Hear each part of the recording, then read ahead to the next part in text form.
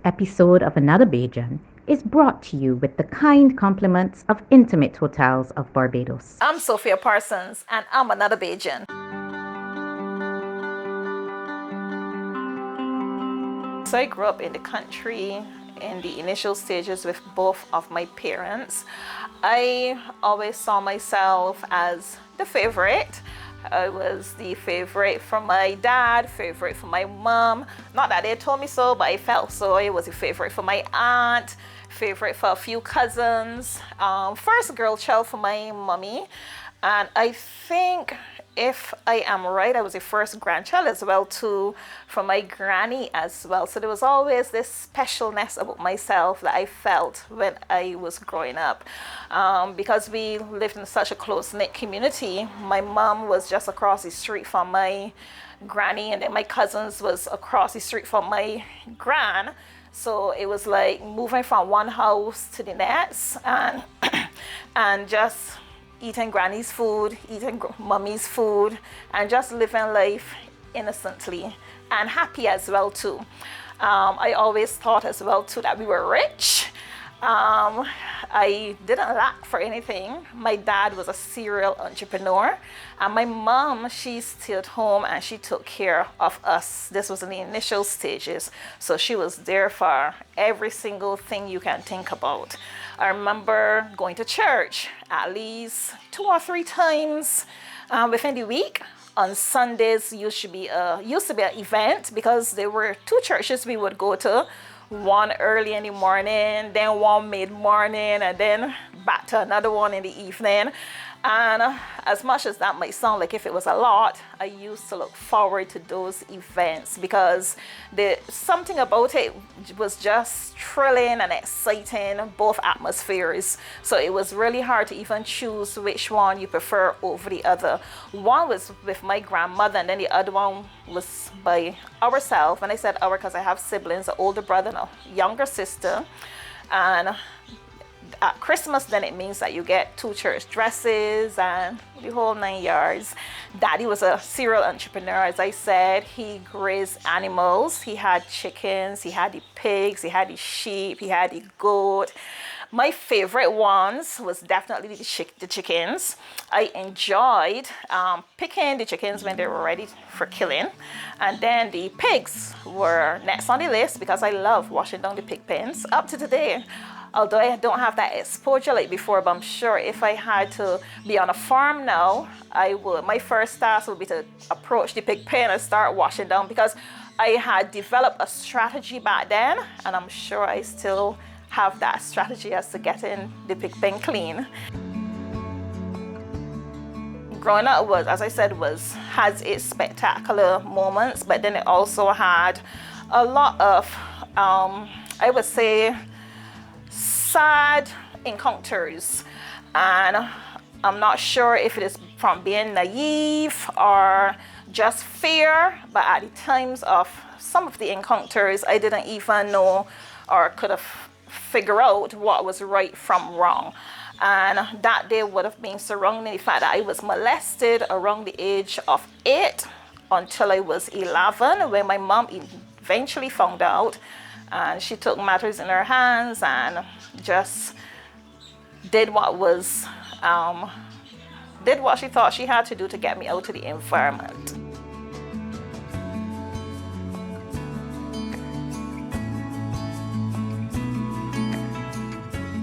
So I remember being at school, not being able to focus or even concentrate on schoolwork.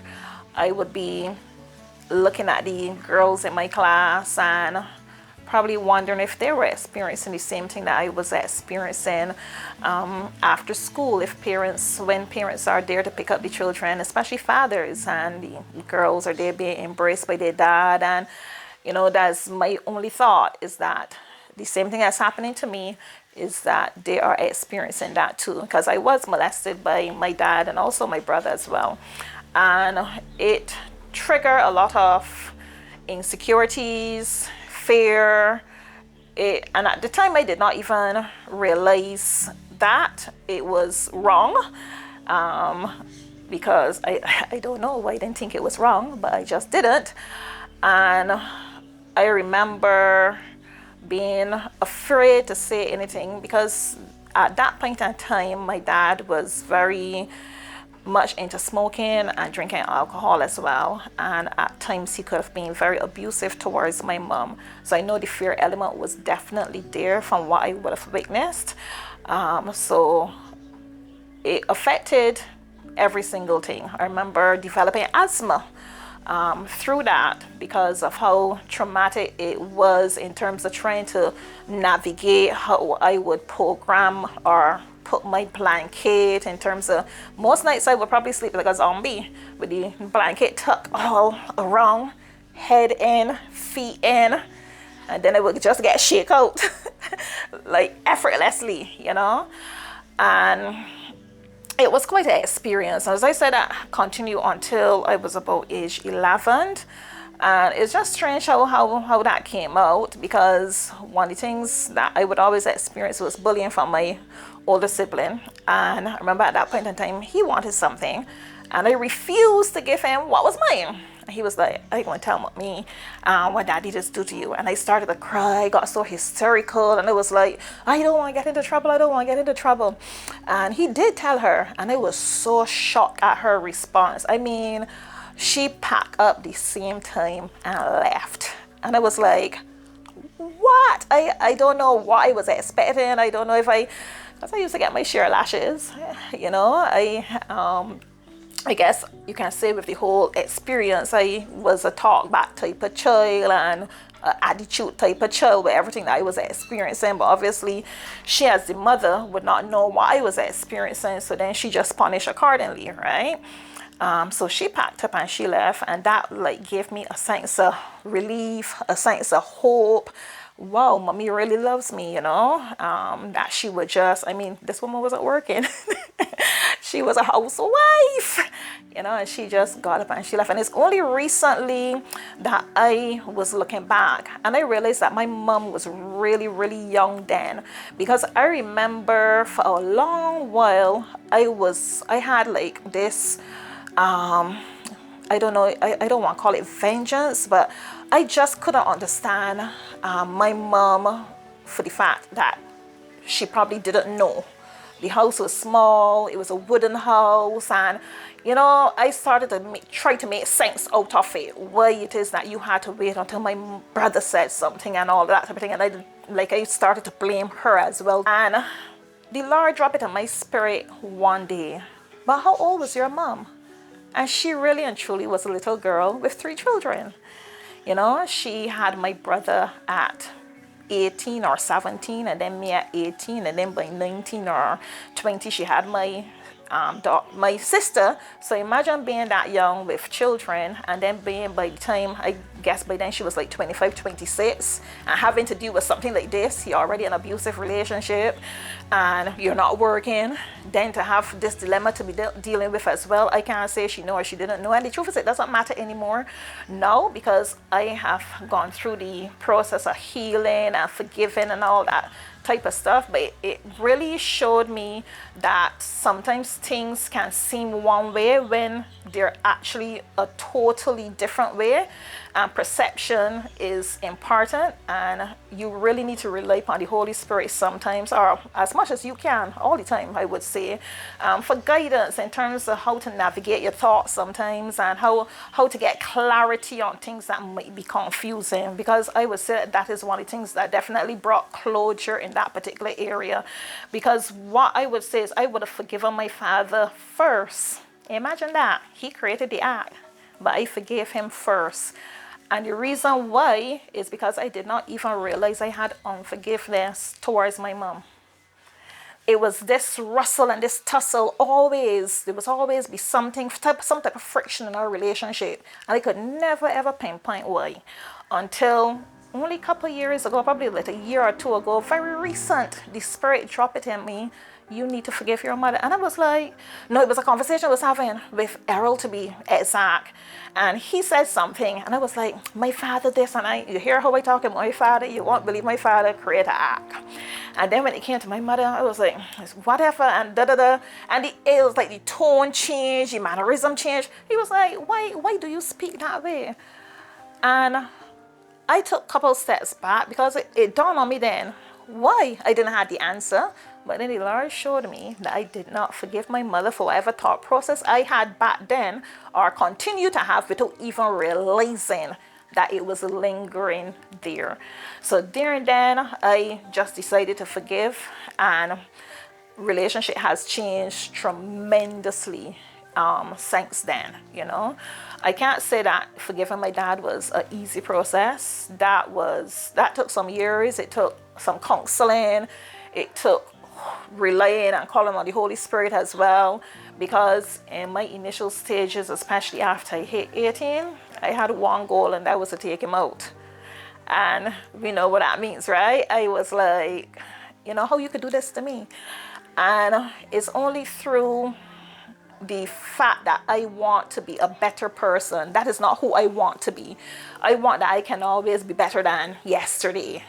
And one of the things that I had to ask myself is if I would allow my past to dictate my now, if I'm going to allow my past to dictate my future as well too, and if I will also choose to continue to live in the past without being able to navigate a future not just for me, but also my children, as God would want me to have a better future. And I decided there and then, you know what? I will go through the process, because it was a process. It was not just a decision, I'm going to forgive, and it just happened. It was a process. And today we have a awesome relationship. He calls me almost every day, my girl, what you doing? Because that's what he call me, my girl. I say, just saying, daddy. He says, so how them grandchildren? And we go through the process. And before he hangs up, I can't remember any time when I was a little girl, my daddy telling me he loves me. And I am at 35 years old. Yep. And when he tells me that he loves me, it just quickens my heart. Still at this stage, it still quickens my heart. I'm like, I love you too, daddy. And this is from a real, genuine place. I know a lot of persons don't understand how someone can do something like that to you, and then you reach this stage. But as I say, it's something that you would want first thing first. Nobody can want it for you more than you. And what is that you have to want? Peace. Once you decide that you want peace, and peace is more important than anything at all, you will seek to find out what it will take for you to have peace, and then do what is necessary.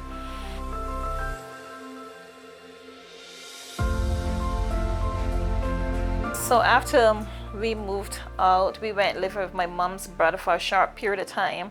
Mommy started to work temporary within government, I think as a stenotypist, and then shortly after that, we were able to get our first rental.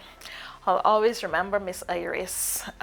We moved to Watton. This was right next to the park. Not that big fancy house that's there now, just a normal 2-bedroom bungalow. I remember many days pulling that cupboard to nothing. And my Aunt Pam coming down to save the day with meals, because when mommy worked, it was just a matter of paying rent and paying utilities and zero food most times. But you learned how to adapt. And then with school life was very, very difficult. Still had a lot to deal with mentally. Did not know how to deal with it. And I was always a strong-willed child. Lord knows why I'm blessed with that 16-year-old of mine. But I refused to get therapy. I refused to whatever was recommended. I just refused, because as far as I'm concerned, I was good, and I didn't want to talk about anything. I didn't want to relive the experiences.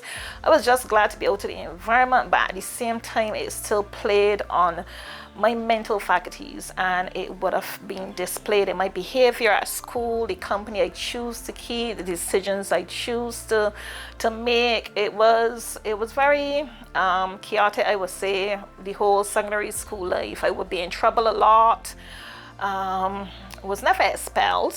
There were some subjects that I would pay more attention to than some. I find for some reason I'm not a creative, but I would prefer the homework and the new work and those type of things. I don't know why, but as I think back of it, I think it's probably because it was just a matter of following an instruction more so than thinking. And at that stage in my life, I didn't want to think.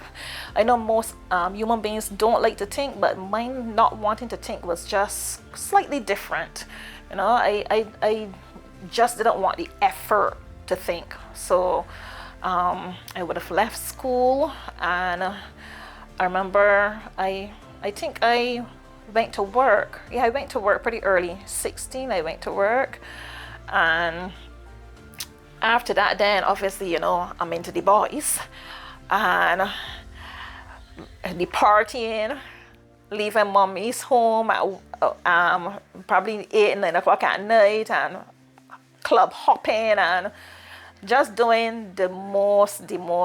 And all of this is well not seeking any type of assistance to bring closure to what I would have went through. Not even realize how detrimental it was to every other action that I would have been taken, even after such a long period of time.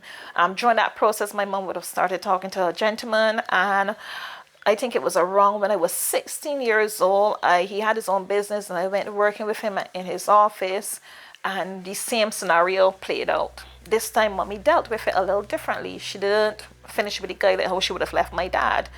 And that upset me tremendously and really, really brought down our relationship then.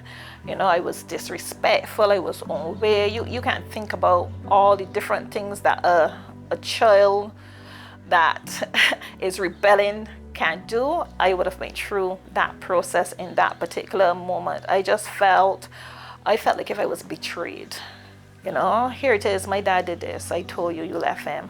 I know because this guy have a couple cents, you know, you're not making a decision similar. I couldn't understand it. I couldn't get it processed. When he comes to the home, I would be like, you know, face push up, chups in, marching. I behaved like if I'm the woman of the house, more or less. And I got a lot of scars on my body scale from the lashes I would have got in the process. The lashes don't used to do nothing, that's the truth. I can't take lashes, but I would make the decision that I doing X. I don't know mommy gonna beat me, but if it's one thing I know about lashes is they're gonna wear off. They don't last forever. So I used to gear up. Do what I have to do. Mommy put the 2 lashes on me with an extension cord, not a belt.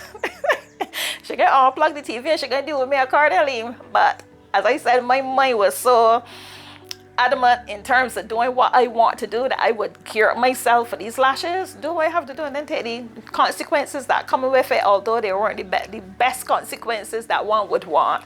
So I was not the type of child that you can threaten with a particular action, especially where lashes was concerned, and expecting me to come into order. You will get the total opposite. So that's what my mom had to deal with. And then after that, by the time I was 18, I was out of the house. I left and I went renting. Then it was shortly after that I met the children's father. Then we were married I had Raheem first. By the time I was 21, I had Raheem. By the time I was 23, we were married. I married while pregnant. I was pregnant with Rashan then. Lovely gong, so nobody could have seen. We married December. She was born April. So then, yeah, it was quite obvious. You know, you were pregnant, married. And then shortly after that, the next year, we had Rashanti. So it was like I was 20. Same scenario as my mom now, you know. 25 years old, 3 picnics. And then I think it was Kaylee is like 4 or 5 years after Shante. So then a little minute or so, then Kaylee came, and another little minute, then it was Aiden, because there are 5 of them. And then we initially were living with Alston's mom. Then after that, we were renting. And I remember Rashante, who is our 3rd child. By the time we had moved back by my mom. Yeah, we were all over the place in the initial stages of the marriage. We were back by mommy then. By then, mommy had her own home, and we were in a room at her home, and Shante was just born. And I remember she was 8 months to be exact. And this child would not stop crying. She cried and she cried and she cried. I mean, she was always a plump baby. I tell people all the time when Shante born, it was like if Shante was here already, she looked like she was at least 3 months old. And she wore clothing, and not baby clothing, but clothing from pretty early. and she looked like if her limbs were swollen, but you couldn't be sure because of the size of the child she was. You would be taking her to the emergency room. Nobody can tell you why, and obviously sometimes she would have a fever as well. And the doctors would talk to you in a way like, Mom, every time the child have a fever, you don't have to rush her to the hospital. But I knew something was up besides a fever. I can't tell you what, but this ain't normal. And her godmother, who is a doctor as well, and at the time she was actually working at the Glebe Polyclinic, she said, you know what, bring Shantae. She wants to run a couple tests on her. And I took her, and one of the tests that she ran on Shantae was sickle cell. And when she did, Shantae came back as a full-blown SS. Imagine that, huh? So she scheduled appointments at the hospital for us for her to get on the hematology clinic and a whole different series of clinics so she can start going through treatment she can have the necessary pain management, right? But believe it or not, her appointment was February 28th. Yes, I know the date. It's February 28th, 2023 was her first appointment. And Shantae took sick February 20th, 2003. Had to be rushed to the hospital. I didn't even want to take her initially because of the reception that we would get when we go. And I remember I didn't move the same time. And as the day progressed, she started to do little things besides just drying up, And then I noticed it was sports season. So Raheem, being an athlete at his primary school, he wanted to make sure that he is holding first three positions, particularly first position. So he's competing against his siblings. Shantae just started to walk and Shan doing her own little thing. And he lined up his two sisters and he's racing his siblings doing practice. And when Shantae was on her way back from one of the runs, I realized as Shantae approached, her nose was red, her eyelids red, forehead's red. And I mean, this is not a normal redness. Is almost like blood clots. Yeah, that's what we'll call it, blood clots in these areas. Just blood clots coming all over her skin, So I decided to call accident and emergency instead of just going. The Lord will have it that Dr. Bayer answered the phone. There and then I explained to him what was happening. He said, you know what, bring her right away. Took her down there and they rushed her right into the stack room. This is the room that have all these machines, and I am in there with Shantae, and they start hooking up this, the next and the third and the fourth on Shantae. Then the next thing they rush me out of the room, and it's like everybody running from all over, and it's like you're so confused, you're not even sure what's happening, and she is hysterical. I'm hysterical too, and everything was just fast. And then from there they rush her up into PICU and intensive care unit, pediatric intensive care unit, and she's up there literally fighting for her life. And her entire system is just collapsing. The veins are collapsing, the hands, the feet, everything is just collapsing. And they're trying their best to do whatever they can do so that they can actually save her life. I remember being inside of the room and she is there, and me looking at her, she looks normal. It's only when I look back at photos now I realized there wasn't anything normal about how she looked. The biggest thing on that child was her head. She had depleted so much, but my eyes would not allow me to see that. I still saw my baby girl and she was perfect, chubby and perfect the same way, but that was not true.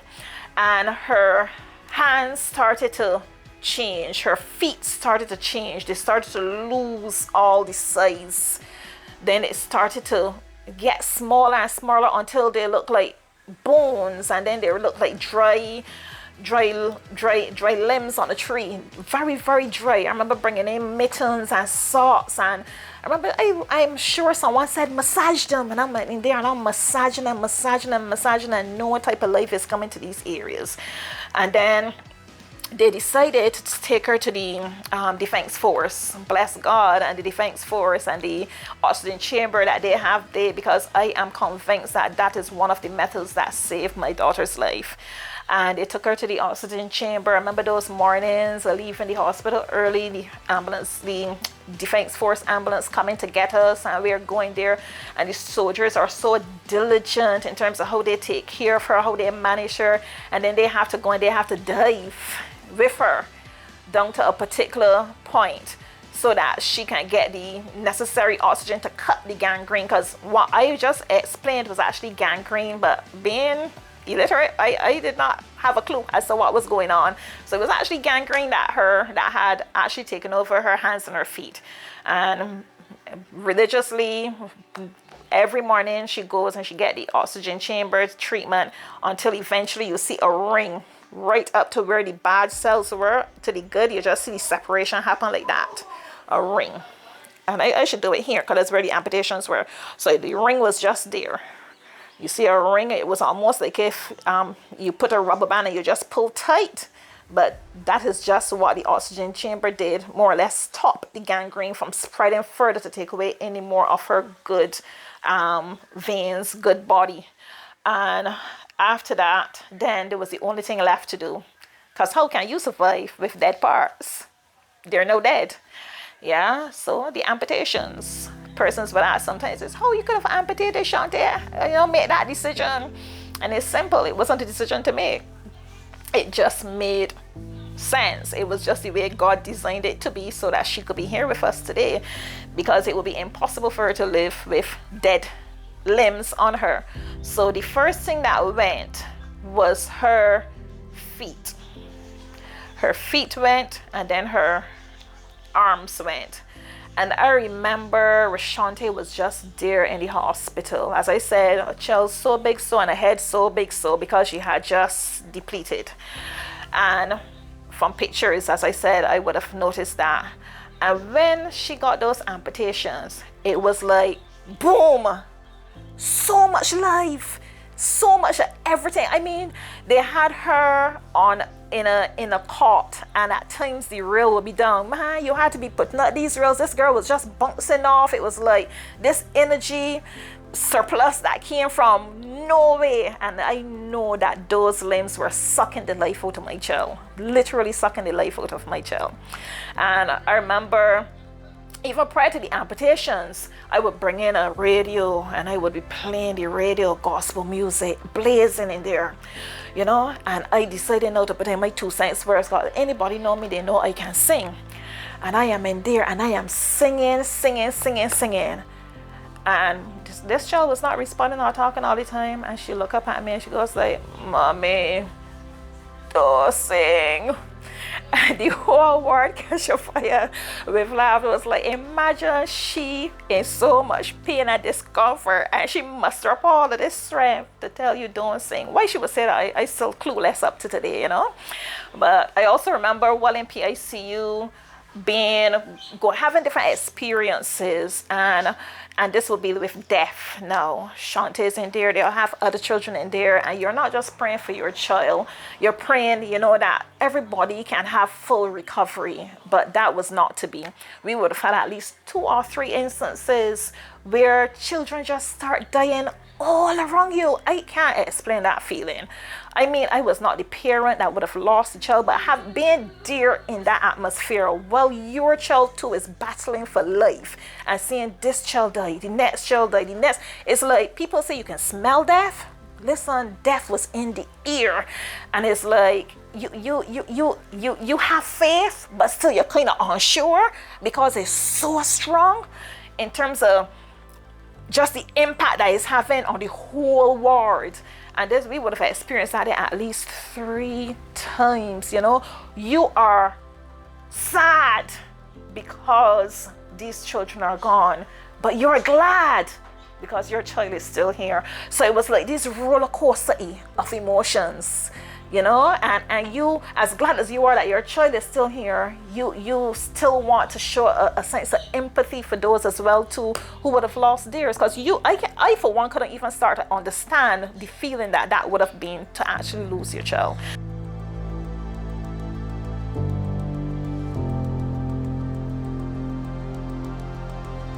Right, so after the amputations and Shantae came home, I remember Rashante had amputations done on her brother's birthday. That day was mixed with lots of emotions as well too, because you weren't sure how Rashante would have responded after surgery. and she was in surgery. And while she was in surgery, I had to be leaving the hospital, going to find the kid, trying to find stuff to take to the school to try to celebrate her brother's birthday. And then when she was released from hospital, I remember she was released on her sister's birthday as well too, which was a very happy moment, great birthday gift for the sister. And then that's where the dilemma came. I remember asking a doctor in particular, a consultant to be exact, how do we get our child fitted with artificial limbs? They were clueless as to how to guide us. And we left that hospital with some limbs that were not practical for her at the time, because at the time there were only a gentleman that was coming in that was doing adult limbs. And I was working and her dad was working as well. So here we is, 3 children and 1 without limbs, and we're not sure how to maneuver. She was in daycare before, and I'm not even sure if the daycare would take her back. We are clueless. So I'm at home. My job was very lenient with me trying to navigate and come up with a new norm. So I was at home with Shantae being her caregiver, and trying to find a system that can work with us for us, while taking into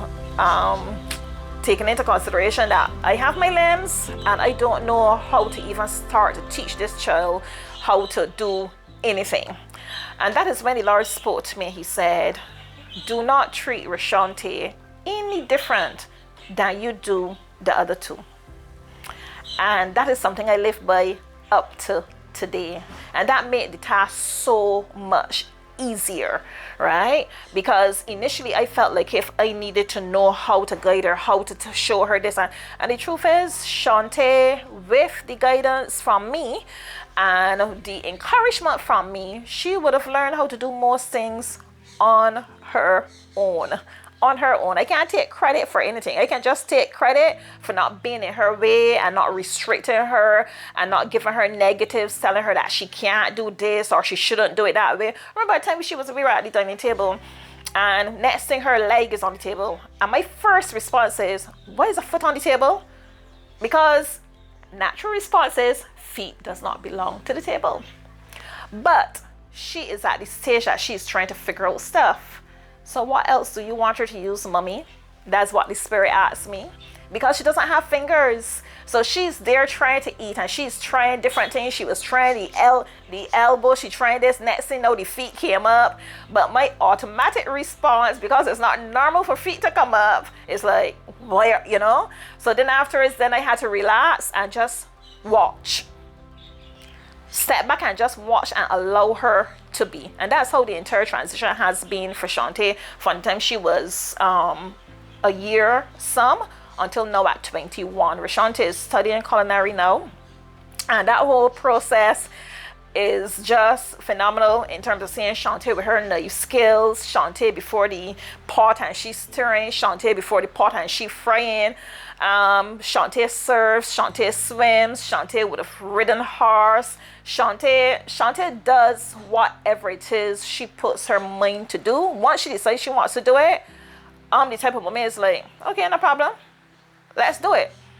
Yeah, and that lets us more or less, she does it while I encourage, more or less, So that's how it has been so far for Shantae. I would say one of the toughest things is not necessarily physical, but really mental. And as she grew, there was a lot of changes that I saw that would have happened as well. And one of those things would be more or less upsetting. One, recognizing that you're different. I mean, all of us are different and are unique, but there's still some similarities. But hers would be really, really different, because there aren't that many persons on island or even in the world that are, a quadruple amputee. So noticing her differences and then coming to understand why she had to be so different, and if it is that God truly loves her and why it is that he would have done this to her, and just a whole turmoil of different seasons that she's been through. She is a adolescent / adult right now, And she's still going through that process in terms of, I would say she's reached a stage now that she has accepted who she is. She loves herself. And the biggest thing she's battling with now is the perception of people. The perception of people. And as I told Shantae, this has nothing to do with her and a limb loss. This is something that even adults who's older than her, I mean, live an entire life and still have an issue with. So I am working diligently with her, along with, you know, her social workers at work, at school, and the whole family setting that she would have, because it does take a village to raise a child. And, you know, we continue to encourage her and give her tools so that she can definitely navigate yet this other stage that she is in right now. So one of the things that would have been pretty impactful would have been finances throughout the entire ordeals, the different phases of life. The most recent one I can think of is during the COVID experience. Most persons would know that I'm a single parent, mother of 5, and it would have been a rough patch for my family. I am the only one that provides for my children, even when their dad was alive, because they lost their dad a year ago. And what would have happened is I was the first person to end up with COVID in the house. And I went to the Harrison Point for assessment, and then from there I went to the hotel in Maxwell, where I stayed for a period of time during my isolation. Shortly after that, Shantae came down with the COVID, then Rashan came down with the COVID. Only 2 persons in the home that doesn't have COVID is the 2 last ones, the 15 then and the 9-year-old. So imagine them running the house, right? I'm not there. The other 2 are confined in their home, in their rooms, and the 2 little ones is the ones that preparing the meals and that type of thing. I guess you can say good parenting if the 15 and the 9-year-old can cook. Right, so during that time was really difficult. And I mean, I really have to thank a whole lot of persons. I do not remember even who would have assisted during that time, because one of the things that happened shortly coming out of isolation was 5 days after coming home out of isolation, I actually started to feel even worse than when I went in. During that period, my mobility was affected. I couldn't walk without assistance from my daughter, God bless Rashan. My memory was affected. My speech was affected. My chest was hurting badly. My breathing was impaired. I remember thinking that I was wheezing. And my daughter started to give me the inhaler. That would not work.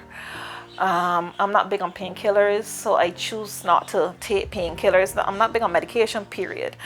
And I remember about 2 o'clock in the morning, I couldn't even lie down in my bed because of the type of chest pain that I was getting. Shan actually heard me from her room, although she's a good distance off, and she came and she brought the nebulizer this time. And I used the nebulizer and that didn't work. So she decided to call the hospital for the ambulance. They didn't have any. So my sister, who was in Waterloo in St. Philip, she and my mom decided to come up, and they came and they took me down to accident and emergency. Back then, the first thing they did was a COVID test. I'm free from COVID. Next thing was to check for wheezing. My chest is clear. And I'm like confused because as far as I'm concerned, I'm wheezing. And they sent me for the ECGs, all types of tests you can think about I had done. And everything is coming back perfect. Nothing is wrong. And I mean, it is like mixed emotions. You're happy that nothing is wrong, that the test is showing anything, but it's evident that something is wrong. So it's kind of confusing. And then I'm on drips and on painkillers as well too, because at this stage now the pain is not at a stage that I can't bear anymore. And I remember being in the stack room and Annie, and a doctor came in there and she spoke to me and she said what she said, and she said, "Do you understand?" And I remember saying yes. And she walked from my bed to the door, and I remember crying hysterically. And she turned around, shocked. She said, what's the matter? I said, I can't remember nothing you just tell me. I can't remember nothing you just tell me. And it more or less like freaked me out, because it was like 2 seconds ago she just told me whatever, and up to today I still don't know what she said, and then it was like in a split second it's gone. And I started to freak out, and she was like, she came and she comforted me, and she tried to get me to be calm, and I was like, and she just settled me down. And I remember, I don't know if they said what was wrong, because as I said, my memory as well too affected me then. And I remember she said, when I'm discharged, to go to my personal doctor. Anybody knows me, I do doctors with the children. I don't do doctors. Personal doctor, I don't do doctors. Nevertheless, I went to a neighborhood doctor the next day. And when I went to her, she was like, didn't tell you what was wrong? Memory and serve and so right. So I don't know if to say or if they didn't say, but I remember what she said. She said, you have long COVID. I was like, long COVID? Because I've never heard of it. She said, yes, you have long COVID. I was like, okay, so how do we get this gone, because the discomfort is surreal. She said it's new to us. We don't know if it's going to last a week, a month, a year, because different people have different experiences. So we're not sure how you're going to respond. And that didn't give me much hope, because it was good to know what it was you were dealing with, but not much hope in terms of, you can't put a time frame on it. I'm the only one in the house providing. So with that said, we went home, and this time Shani is assisting me every step on the way, because you see me, I look like a young girl, but I am operating like an elderly, because I can hardly carry my own weight. And we at home, and this thing lasts for a good 8, almost 9 months. This thing lasts so long, and discomfort. At different points I could not even sleepless, and I'm tired all the time. And why I'm tired all the time? Because I'm not sleeping. And it was just very, very difficult. And during this season is when the children's father died. We were not together, we were separated. And I guess we do a lot of things for coping mechanisms. And I convinced myself I didn't love this man anymore. And, he did his life, I did mine. And even prior to his death, we were still in communication a lot. And he would choose to call and share a lot of different stuff with me, because he said, he liked how I analyze stuff and thing. And I wasn't in a position to analyze anything, but he still kept the communication open. And I remember my sister calling me. She said, Sophia, I don't know if what I heard is true, but someone told me Alston passed.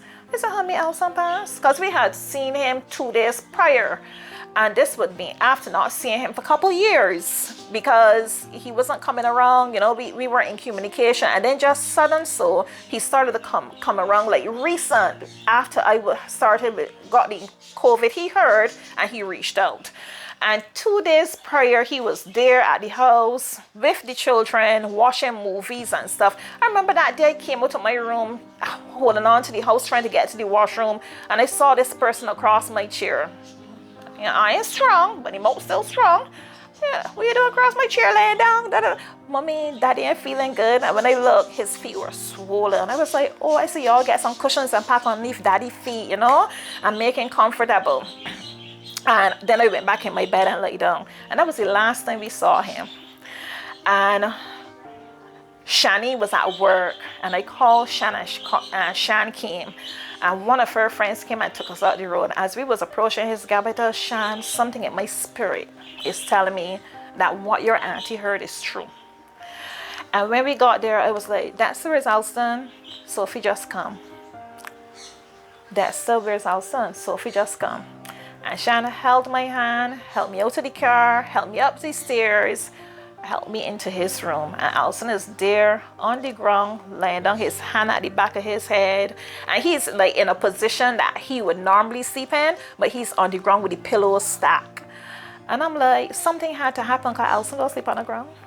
So I don't know what would have transitioned there. He had a discomfort in the bed, and then, he just got the pillows stacked up neat, and he's there on the pillows, laying down on his back, eyes open as per usual.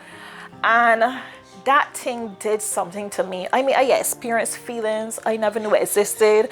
It was this turmoil of, I don't know. And I had great difficulty getting out of the house. I remember when I got to the veranda, my 2 feet literally disappeared from underneath me. I can't feel them anymore. And I was on the ground. So then his brother had to come to my assistance, and they had to try their best to get me to the car. So here it is, I'm battling long COVID and now grief, which at the time I did not even know it was grief because I don't love the man. And I remember going home, and I don't know how to tell the younger ones, because as much as they did not have an interaction with their dad in the past years, it's still their dad. And he's no longer here, because at least, although he was not around, there was still this element of hope. One day. And for me, I don't know if I had more hope than them, because I didn't have a relationship with my dad growing up, but I do now. So for me, I always visualize that they would have the opportunity to have a relationship with their daddy, just like how I got that opportunity. And now Alson gone and dead. And I was like, for a couple of days, I was like, the only thing that was coming out of my mouth was, how Alson could go and dead? How Alson could go and dead? I had so much plans for Alston and his children. How Alston could go and dead? He was supposed to connect with his children and create a bond and a relationship and do things with his children to create memories, because it was never, to me, it was never too late for it to happen. But now Alston gone and dead. So it was rough for me. And I tried my best to not show my emotions and how it was affecting me or how I felt internally, because as confusing as it was for me, because it was very confusing because it didn't make any sense, I know it was even more confusing for the children, because they lived the same life that I live, and they knew the absence of their dad, right? So a friend of mine, she came, I went until the evening, until they came home from school. She came up and she joined with me to pass the news to them that their dad had passed. Remember, Shante cried immediately. Aiden cried immediately. Rashan and Rakayla, they didn't drop a tear. Those two concerned me. I was like, what is the thought process? They were like, Kayla was like, okay, that's all you wanted me for? I'm back in her room. I was like a little, I try not to think too much of it or try to figure it out. And it was only like a couple days after Shani was at work and I got a call, I need to come for Shan. Shan eventually broke at work and it was uncontrollable. She couldn't control herself. The woman, I would have to remember, and I have grown adults, the woman was at work bawling. This was like days after. For Kayla now, this is the now 16-year-old, she never cried until the day of the funeral. And I think I probably brought on those tears on this poor child. As I said, I try my best to hide my emotions from them because I wasn't sure how they were comprehending and they were, relating to the whole death experience. I have never lost a parent before, so I can't even try to relate to what they would have been feeling, but I knew what I was feeling. And because I was suppressing my emotions, it almost killed me. I was already weak in spirit, weak in body, weak in so many different ways, because not being able to provide for your family as you normally do, it does something to you mentally as well. And then the fact that you're not physically able to get up and do even makes it even worse. And then for you to be going through grief with all of this, it was like, I remember mommy said, Sophia, those children lost their father. You need to pull up your socks. You need to stop. You can't expect those children to lose you too. And then it is when mommy told me that, is when the spirit said, you need to be honest about what you are feeling. You need to feel what you're feeling and stop thinking about what other people will think because you feel a particular thing, or what someone think you should feel versus what you feel. You need to get all of that out of your mind. Yeah, and I know the devil was busy because normally that's not where I'm at, but that's where I was. I was weak in every area. And it is only at that point in time when I make a decision to feel, as simple as that song, I make a decision to feel, that I started to get my release. I cried from the day I heard of Alston's death for 6 weeks straight. 6 weeks straight. Every single day I cried. Every single day. And it was not little tears, baby nose snotty type of tears. I remember the first day I was tear free. I realized it. I was so frightened to tell anybody anything because I was afraid that if I say I did not cry, there's 2 hours now that I ain't cry, or this is 4 hours, or this is 5 hours, or this is a half day. I felt like if the tears would have came. So I did not say anything. And when the next day came, is when I made my announcement. I said, I ain't cry yesterday. And I felt so accomplished because I know that the growth was there, the healing was happening. And as I said, the finances were pretty chaotic. And at this point in time, people are calling. You got credit cards, you got loans, everything is in arrears. You have the credit card, you have the loans, even normal utility bills. Everything is just skyrocketing. And I remember the Lord said, don't you hide, don't you tell a lie, be honest with whoever you owe. And so said, done. Courts was calling. They wanted money for the stove that was in my house. I had none to give. And that's exactly what I told them when they called. The credit union, they were calling. They wanted money for the loan. And that's exactly what I told them. I had none. I told them exactly what was happening. Everyone that was calling, I told them. And would you believe that continued not having stable income for pretty close to a year, and my stove was not taken up. It's paid off for now, grace of God, but it was not taken up. And I said, I know you hear a lot of rumors in terms of how people treat you when you're in debt, but I think it has a lot to do with your posture and what it is and how you choose to approach these circumstances at times. And I chose to approach it how God had guided me to approach it, because it didn't make no sense. They're calling me, they're telling me, they expected me to pay XYZ, and as much as they had that expectation, as much as I had desire, I really was not in a position to pay. I had no income coming in. Yeah. And as I said, the Lord told me to just be honest with them, and that's exactly what I did. And when the opportunity came for me to step out and to take a chance, because what I find is that we pray sometimes, we ask for situations to change, but we want it on our terms.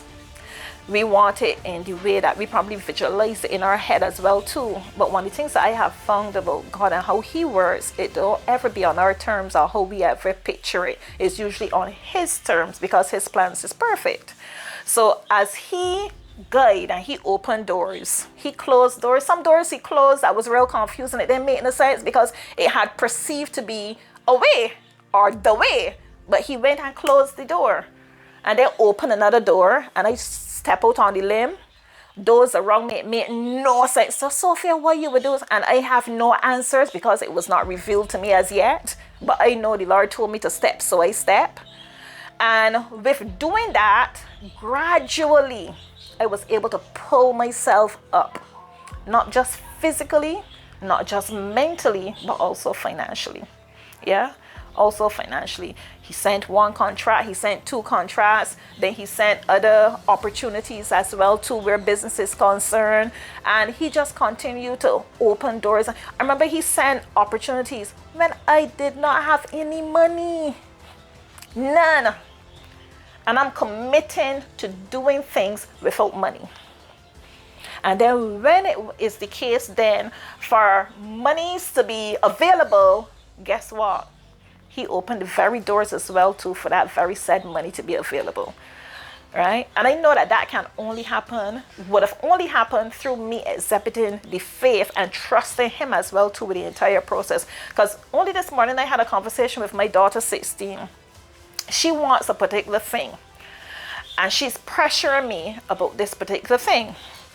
And as I told her, and I tell all the other children, they cannot make me do anything just like how I can't make them do anything. I can influence them, I can give recommendations, but I can't make them do anything, because at any day, they make their own choice. Same thing here. they can't make me do anything either. If I feel led by the Holy Spirit to do X, I will do X. If I do not feel led, I will not do X. But I pray for it. You mean by now he ain't talk to you then? That's her response. I said, so exactly what was that you pray? Let me hear how it is that you pray. Dear Lord, this is Raquel. I pray that you would allow my mommy to, and she started to tell me how her prayer went. I said, you see, when you start wrong, you will end wrong. Who told you that that is God's will for mommy to do whatever it is that you want? You're praying, just thinking about what you want or what you think your need is. But God always has the bigger picture. And one of the things that we do as a human being is rely too much and think too much about ourselves. And the world does not revolve just around Sophie. It doesn't revolve just around you. There's so much more out there besides what your limited eyesight will cause you to see. So if it is that you just make decisions based on the distance that you can see, the truth is you'll be limiting yourself most times, if not all times. And I have witnessed that personally in my life. I will have a particular goal or a particular idea, and to me, it feels big. And then when I allow God to do what he has to do, I then see that my big was really small.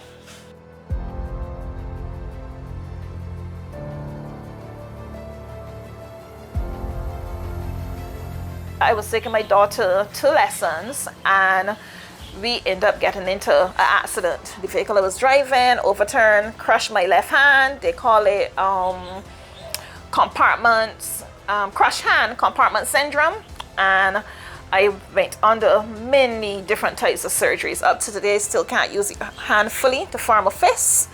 And there are a lot of things I can't do with it, but the hand don't even know, because as far as I'm concerned, it's a hand, so you have to function in that capacity. And I remember in that season too, here I was again at a crossroad in terms of finances. And by then I would have left the bank as well. And the Lord was like, why don't you execute that idea that has always been rustling in your spirit? Start a cleaning business. And I'm like, but look at my hand, because the injury was still fresh. I was going to the hospital every single day for dressing. And he was like, start a cleaning business. I went on my phone. I designed this flyer. Still have it. It is ugly, but it worked and served the purpose then. I remember sending it to my friend who's Belgian but living in Nigeria. And I sent it to her, what do you think about this? And she, she was like, this look real good, Sophie, go for it. I'm so proud of you. I said, send it out for me, please. And she broadcast it to her contacts. Me, no, I didn't send it to anybody, right? Because it was cleaning I was looking to get into. And you know how persons view cleaning. So here it is, 1 minute you were working in the bank, now you're doing cleaning. And I didn't send it to anybody, but shortly after she messaged me, she got a job from me. I was like, wow, I have no transportation. I don't have any cleaning products, cleaning equipment, nothing, but she has this job. I told my son, and he said, Mommy, let us go, I can help you. So I went into my cupboard, I got a duffel bag, and I put some of the stuff out of my cupboard in the duffel bag, and we execute this job, a window cleaning job too. So first job, the only thing I know about is maintaining my home. So I went, and Raheem is doing the majority of the work because obviously my hand is restricting me, but my eyes aren't, so I'm able to see the details. And we were able to do a really spectacular job. Client was pleased. We took before and after shots. The client gave a review. All I can say is the Holy Spirit was definitely working, because how would we know that even then, to get more work, that we would have needed the before and after shots, and also the review from the client as well. And that's actually how ASP was birthed. It was birthed with just the cleaning, and then after that we brought on the air purifiers, where we do the rentals and the sales of those. And 5 years into the business, then we incorporated, and that too was God too, in terms of the whole guidance, in terms of how to navigate and do that, because by then now we have the equipment, we have 1 or 2 staff working with us. And then it was only last year that we were able to bring on our supplement line as well, which is through Spray Technology. So the truth is, if it is that you are out there and you have an idea and you might be saying, but I don't have any money, remember me. I didn't have any money either, but I made a decision to step out in faith to step out in faith and use what I had, right? Because what you need is right within you. You just need to pull it out.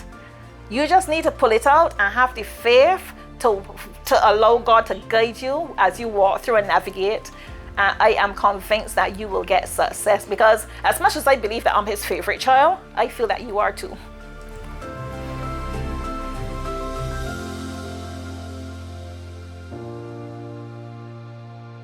I'm Sophia Parsons. I'm a mother, a serial entrepreneur, an author, and I'm just another Bajan.